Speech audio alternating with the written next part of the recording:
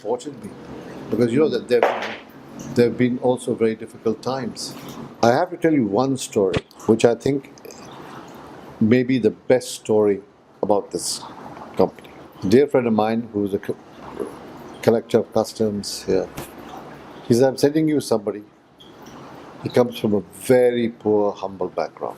He comes from a village in Sindh called Sana. He said, I'd like him to get a LU scholarship. And I said, okay, send him. So he came and he was interviewed by the HR. So she simply rang me on the intercom and said, well, he's failed. I said, what do you mean he's failed? I said, he's failed. She said, he will not get one of the LU scholarships. If you want to do it, so you do it out of your own pocket, you pay. And he wanted to go to a medical school, which is most expensive. He's very poor. He comes from a very, very poor family. So I called him back. I said, now where do you want to go? He said, I'd like to go to Ziauddin. I said, okay. So he got admission. 5 years he did. He becomes a doctor. Okay. Then he does a house job, and after the house job he completes, he's working with surgeon Mumtaz Mahar at South City, doing colorectal surgery. And one day my secretary says to me, okay, Rahil Saab Tashreef Laaye. I said, क्यों? कहते वो आपसे मिलना चाहते हैं. Okay. He came in. He says, Uncle, you've been very kind to me, and 5 years you've spent. So he says, I've decided to go to USA. I said, really, Rahil? So how do you intend to do that? He said, I need the visa. So I said to her, have you applied? Yes, I did. I said, what happened? He said, they rejected me. He said, if they'd given it to me, I had no need to come to you. I've only come to you because they rejected me. Huh? So I rang up Bill Martin and said, please give him the visa. He said, no, he won't come back. I said, I don't care. Just give him the visa, please. So he got, a few days later, he was back. Now what does he want to see me for? I sent him to medical school, got him the visa. Now what does he want to see me for? I said, Rahil, let's get to the point. So he said, I don't have the money to get a ticket to the USA. So I called my admin department and I said, get him a one-way ticket. Don't want to see him back. So he went. After 1 year, he's back. Rahil Saab, USA se aaye ho, aapse milna cha rahe hain. I said, no. Sir, he just wants to see you for 5 minutes. I said, tell him it will be 5. It will not be 6 minutes. So now he comes in.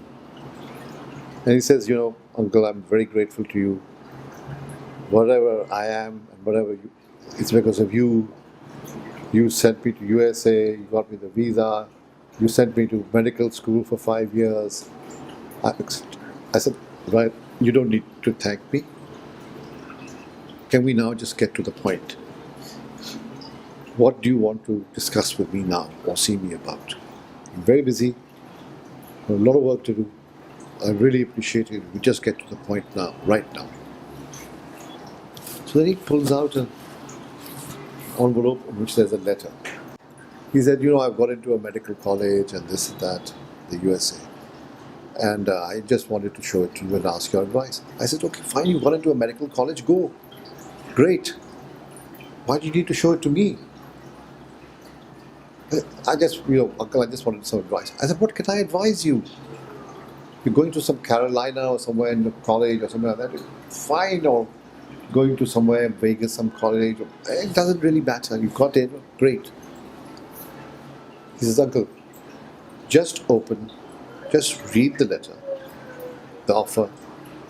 The moment you've read it, I will leave this office. You won't see me again. Open it. Harvard Medical School. I looked at him. I looked at the letter. Harvard Medical School. I said, Rahil, you got into Harvard University? He said, yes. And more difficult than the university is Harvard Medical College. I said, what percentage did you have to get? He said, in the exam, you had to achieve at least 99 percentile to be called for the interview. To be called for the interview. I said, you were in the 1% from the world to Harvard. People apply from all over the world. So I was just picked up the phone. Yasin, send in the biscuits, send in the coffee, send the tea, send the camera crew here. We need to get all this. Invite his family for lunch or for tea or something. Send that HR lady. And I want to tell her, this guy is at Harvard. So I said, what are you going to be doing at Harvard? He said, I'm going to be doing cardiac surgery. I'm going to do a fellowship in cardiac surgery. I looked at him. I said, you want to become a cardiac surgeon from one of the, well, perhaps the best medical school in the world? He said, well, it's not a bad one, uncle, I can tell you that. I said, certainly, you are really the tops. And I'm very proud of you. And, and he says, uncle, it's me, it's Rahil. I said, yeah, I've got your number down. I will take your call immediately. When I see Rahil Craigie, I will take that number immediately. So he says, uncle, I got my fellowship and I did my residency here also. And Harvard University was very kind. They sponsored us for US nationality. So we are both now US nationals. So I won't be disturbing you for a visa ever again. But he said, I've decided now to leave Harvard and I'm joining Johns Hopkins, Baltimore. I said, where? He said, Johns Hopkins, Baltimore. I said, right, that is the top hospital in the world, Johns Hopkins. Yes, he said, but I've been selected to be a resident cardiac surgeon there. And I am now going to be taking another fellowship. I said, in what? He said, critical cardiac surgery. Then,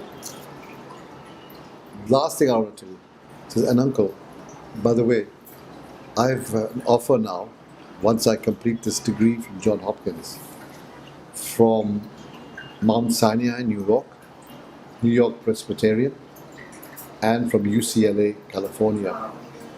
$2 million a year, plus private practice.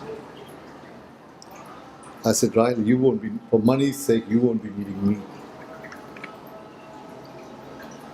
That is a story